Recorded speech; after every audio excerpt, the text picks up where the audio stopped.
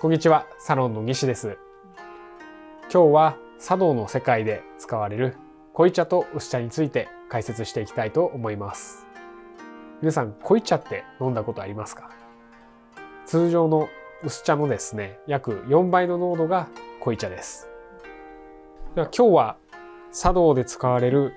薄茶と濃茶についてご紹介していきたいと思います。ご覧の通りお抹茶の量が全然違いますよね。実際薄茶の方はお抹茶がだいたい 2g 前後、濃茶は 4g 前後ということで、お抹茶の量は倍違います。そしてお湯の量は、薄茶に比べると少量となりますので、立てるではなく練るという表現になります。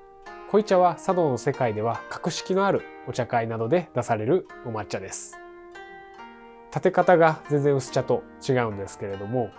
薄茶はまた別の動画でも解説をしておりますので、ぜひそちらでもチェックをしていただけたらと思うんですが、今日は濃茶をどのように立てているのか、でまた薄茶とどういう違いがあるのか、そういったところを見ていただけたらと思います。では早速濃茶を練っていきましょう。まずお湯の量ですね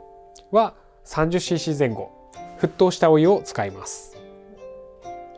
お抹茶は 4g 前後、茶筅を使って練っていきます。最初は粉とお湯が分離してますので、薄茶と同様粉とお湯をしっかりなじませていきまして、薄茶の場合は大きく上下に振っていたんですけれども、濃茶は練るという、表現の通り、カタカナのハの字を書くようにしながら、でまた時折ぐるぐるとお茶碗の中で茶筅を回してですね、しっかりとお抹茶の、照りがですね出るように練っていきます。薄茶よりも濃茶の方がやっぱりダマになることが多いんですよね。なのでダマに気をつけながらしっかり、茶筅の穂先がですね全体に通るように、練っていますね。だんだんと照りが出てきましたら、ここで追弱と言いましてお湯を足します。でまた濃茶をよく練れるようになるには、100杯分ですね、練らないとうまくならないとも言われてますね。である程度練れましたら追弱をしてですね、お湯を足して最後の仕上げに入っていきます。泡を立てるのではなくて、あくまでお抹茶と、お湯をですねしっかりなじませて、照りが出るように練っていく。でとろっとした仕上がりになれば完成です。いかがでしょうか？とろっとしているのが濃茶の特徴です。これはだいたい1人当たりの量ですが、もしお茶席とかで人数ですね複数人いましたら、3人分を同時に練ったりもします。お茶会ではですね濃茶は、複数人分練ることが多いんですけれども、その際は濃茶はですね回し飲みでいただきます。私自身が茶道を始めたきっかけは濃茶を飲んだことがきっかけで、初めてお稽古をする際に先生が濃茶を練ってくださったんですけれども、その時は回し飲みでいただいたんですが、正直カルチャーショックでして、こういう文化が日本にあるんだと本当に衝撃だったのを今でも覚えてます。やはり濃茶をいただく茶席というのは少し儀礼的な雰囲気で厳粛な中で行われますので、普段とはまた違った非日常の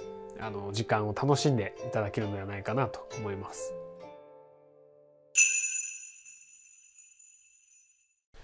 そもそも多分お抹茶と聞くと薄茶を連想する方が多いんじゃないかなと思います。でまた薄茶がフォーマルな印象を持たれている方も多いかもしれませんが、実は濃茶が茶道の世界ではフォーマル、格式のある飲み方になりまして、薄茶の方がどちらかというと茶道の世界ではカジュアルな飲み方になります。なので一般的なお茶席とかでもよく出されているのはこの薄茶になります。では早速薄茶の立てていきたいと思います。薄茶の立て方、美味しい薄茶の立て方についてはまた別の動画でもご紹介させていただいてますが、ここでもさらっとやっていきたいと思います。お抹茶の量は濃茶と違って約 2g 前後、お湯の量は 50cc 前後ですね。お抹茶とお湯がですね、最初は分離してますので、そこをしっかりなじませた上でお茶碗を時計に見立てて12時6時に大きく縦に振っていきます。でこのように見ていくとやっぱり濃茶と違うのはやっぱり泡が立っているかどうか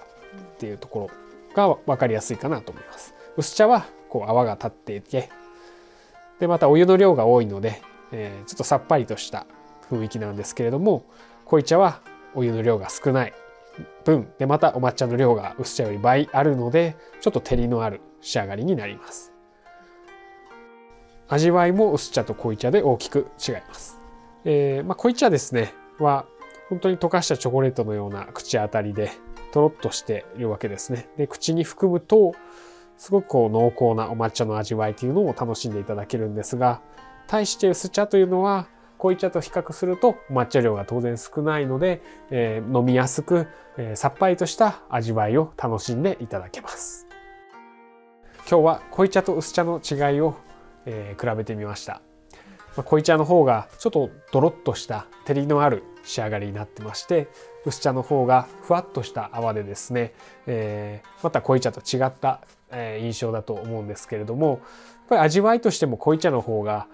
コクのある、飲み口の方もですねちょっとドロッとしています。